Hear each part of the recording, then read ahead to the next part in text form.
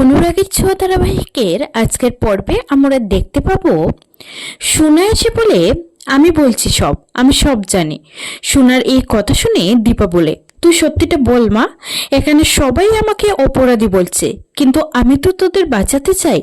তখন সোনা বলে, আমি ওনাকেই দেখেছি, উনিই ছিলেন আর উনিই গুরুদেব। কি ভেবেছিলে তুমি মা, তোমার মিথ্যেটা আমি সত্যি করে দেব? আড়াল থেকে সোনার কথাগুলো শুনে কুমার মনে মনে বলে, তুমি আর যাই করো কিছুতেই এটা প্রমাণ করতে পারবে না যে কুমার বেঁচে আছে। এবার দেখো আমি কিভাবে একটার পর একটা চাল চালি। এদিকে ওই নকল গুরুদেব সবার সামনে বলেন যে উনি এই বাড়ি ছেড়ে চলে যাবেন। এই কথা শুনে দীপা বলে, না গুরুদেব, আপনাকে কোথাও যেতে হবে না, আমি ক্ষমা চাইছি, আমাকে কি করতে হবে বলুন, যা করতে হবে আমি করব।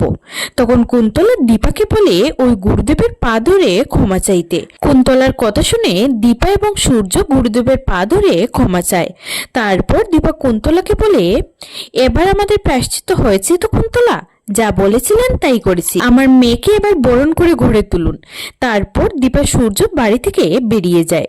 তখন রূপা মনে মনে বলে, আজকে আমার মা বাবার যে অপমান হয়েছে তার বদলা আমি নেবই, সবকিছুর হিসেব আমি বুঝে নেব তোমার কাছ থেকে কুন্তলা। তারপর কুন্তলা রূপাকে বরণ করতে আসে। বরণ করতে করতে ইচ্ছে করেই হাঁচি দেওয়ার নাটক করে রূপার শাড়ির ওপর প্রদীপটা ফেলে দেয় কুন্তলা। সঙ্গে সঙ্গে রূপার শাড়িতে আগুন লেগে যায়। এদিকে বাইরে গিয়ে দীপার মনে বারবার কু গাইতে থাকে। রূপার জন্য দুশ্চিন্তা হয়, তাই সূর্যকে নিয়ে ছুটে যায় ওই বাড়িতে। সেখানে গিয়ে দীপা রূপার শাড়ির যে অংশটায় আগুন লেগেছিল সেটা ছিঁড়ে ফেলে দেয়। সেই টুকরোটা গিয়ে পড়ে কুন্তলা শাড়িতে, তাতে কুন্তলার শাড়িতেও আগুন লেগে যায়। আগুন দেখে ভয় পেয়ে অজ্ঞান হয়ে পড়ে কুন্তলা।